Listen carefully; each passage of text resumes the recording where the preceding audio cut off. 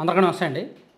2019 నుంచి 2024 వరకు వైఎస్ఆర్ కాంగ్రెస్ పార్టీ ప్రభుత్వ హయాంలో జరిగిన తప్పులు, అవినీతి వ్యవహారాలు, నేరాలు, ఘోరాలు, పాపాలు అన్నీ కూడా ఒక్కొక్కటి బయటకు వస్తూ ఉన్నాయి. ఎప్పుడు ఏం బయటకు వస్తుందో కూడా తెలియట్లా. సో బయటకు వచ్చినవన్నీ ఈ కూటమి ప్రభుత్వం ఒక 4-5 రోజుల పాటు దాన్ని హైలైట్ చేయడం, వైరల్ చేయడం, ఆ తర్వాత వేరే ఇష్యూలోకి వెళ్ళిపోవడం, ఆ ఇష్యూను వదిలేయడం జరుగుతున్నాయి. దాని మీద మళ్ళీ ఫాలో అప్ ఉండట్లేదు. దాని మీద ఎవరు మాట్లాడుకోవట్లేదు, పెద్దగా పట్టించుకోవట్లేదు. సో దీనివల్ల ఏం జరుగుతుందంటే అసలు కూటమి ప్రభుత్వానికి ఆ సిన్సియారిటీ ఉందా లేదా, వైసీపీ హయాంలో జరిగిన తప్పులను వెతికి తీయాలనే డెడికేషన్ ఉందా లేదా, వాళ్ళ పాపాలు వీళ్ళు కడగాలనుకుంటున్నారా లేదా అనే అనుమానాలు ప్రజలకు కలుగుతున్నాయి. ప్రజలకు ఎందుకు, ఆ పార్టీ కార్యకర్తలకే కలుగుతున్నాయి. సో యాక్చువల్లీ దీనికి ప్రభుత్వం కూడా ఒక రకంగా కొన్ని అపవాదులు ఎదుర్కొంటోంది, కొంత అపఖ్యాతి పాలవుతోంది. గత ప్రభుత్వ హయాంలో అవినీతి వ్యవహారాల్లో వీళ్ళు కాంప్రమైజ్ అయిపోతున్నారేమో అనే అనుమానాలు వ్యక్తమవుతున్నాయి. సో దీనికి ఒక్క సొల్యూషన్, నిజంగా అవసరమైతే ప్రత్యేకంగా ఒక చట్టం చేయాలి, లేదా కేంద్ర ప్రభుత్వ అనుమతి అయినా తీసుకోవాలి. ఎందుకంటే గత ప్రభుత్వ హయాంలో భూముల స్కాములు జరిగాయి, పోర్టుల స్కాములు జరిగాయి, గనుల స్కాములు జరిగింది, మద్యం స్కామ్ జరిగింది, ఇన్ని జరిగాయి. ఇవి కాకుండా ప్రభుత్వ ధనాన్ని, ప్రజాధనాన్ని అడ్డగోలుగా ఇష్టం వచ్చినట్టు వాళ్ళ ఇంట్లో పని మనుషులకి, వాళ్ళకి సినిమాలు, వాళ్ళకి పాజిటివ్గా సినిమాలు తీసిన వాళ్ళకి, వాళ్ళ సోషల్ మీడియా ఆర్టిస్టులకి, వాళ్ళందరికీ కూడా కట్టబెట్టారు, పంచిపెట్టారు.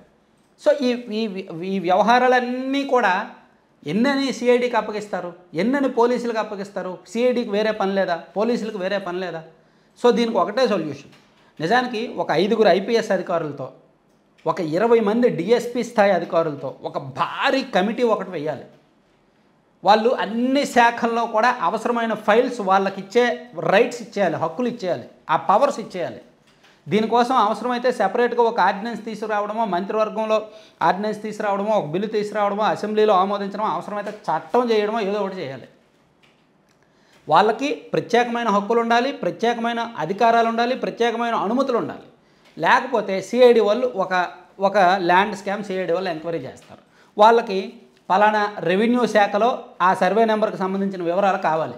వీళ్ళకి కావాలంటే ఆ రెవెన్యూ అధికారికి లేఖ రాస్తారు. ఆ రెవెన్యూ అధికారి దాన్ని పట్టించుకుంటారో లేదో కూడా తెలియదు, ఎప్పుడు చూస్తారో కూడా తెలియదు. వాళ్ళు ఆ లేఖకి సమాధానం రాదు, వీళ్ళు దాని దర్యాప్తులో ముందుకు వెళ్ళలేరు. వీళ్ళు ఎందుకు ముందుకు వెళ్ళలేరంటే మనకు రిప్లై రాలేదు కదా రెవెన్యూ అధికారుల నుంచి అంటారు. ఇప్పుడు మనకి ఆ మదనపల్లి సబ్ కలెక్టర్ కార్యాలయంలో ఫైళ్ళు తగలబెట్టిన కేసు ఆగిపోయింది, ఏమైందో కూడా తెలియట్లేదు. అలాగే ఇప్పుడు కొత్తగా కాకినాడ పోర్టుని అప్పనంగా కట్టబెట్టారు అరవిందో వాళ్ళకి అంటున్నారు, అది కూడా ఒక 4-5 రోజులు అయ్యాక తెరమరుగైపోద్ది, ఏమవుద్దో తెలియదు. ఇలా చాలా వ్యవహారాలు ఉన్నాయి. సో ఇవన్నీ కూడా ఒక కంక్లూజన్ తీసుకురాకపోతే ప్రభుత్వానికి అపఖ్యాతి ఉంటుంది. ఇలా కంక్లూజన్ రావాలి అంటే వాస్తవాలు ఏంటనేది ప్రజలకు తెలియాలంటే ఒక పెద్ద భారీ స్థాయి కమిటీ కావాలి. ఏదో సాదాసీదా సిట్టు వేస్తే కుదరదు. సాదాసీదా సిట్లు వేయడమో, లేదంటే సాదాసీదా సిఐడీలు వేయడమో కుదరదు, అవ్వదు. 5 ఐపీఎస్ అధికారులు, ఒక 15 మంది DSP level, group 1 DSP level అధికారులతో సహా ఒక 50 మందితో ఒక ప్రత్యేకమైన బృందాన్ని వేసి వాళ్ళు రెవెన్యూ కానీ, విద్య కానీ, వైద్యం కానీ, అన్ని శాఖల్లో, పంచాయతీరాజ్, గ్రామీణాభివృద్ధి, అన్ని శాఖల్లో ఉన్న ఏ ఫైల్ కావాలంటే ఆ ఫైల్ వాళ్ళు వెళ్ళి వెరిఫై చేసుకునే అధికారాలు ఉంటే, వాళ్ళు అందులో పూర్తిగా నిజాయితీ పరులు ఉంటేనే, నిజాయితీ పరులు ఉండాలి, సిన్సియర్గా పనిచేసే వాళ్ళు ఉండాలి, ఒత్తిళ్ళకు తలగ్గిన వాళ్ళు ఉండాలి, డిపార్ట్మెంట్లో మంచి పవర్ఫుల్ అధికారులు అయి ఉంటే దానివలన వాళ్ళు కొంచెం నిష్పక్షపాతంగా విచారణ చేసి దాన్ని నేరుగా ప్రభుత్వ పెద్దలకు ఇవ్వకూడదు, కోర్టులకు ఇవ్వాలి.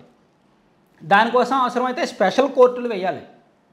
ఎందుకంటే నేను ఈ ఇష్యూ మీద ఎందుకు ఇలా మాట్లాడుతున్నానంటే, వారానికి ఒక ఇష్యూ తీసుకొస్తున్నారండి, దాని గురించి పుంకాలుగా రాస్తున్నారండి, మళ్ళీ ఆ తర్వాత అయిపోతుంది, దాని కథ క్లోజ్.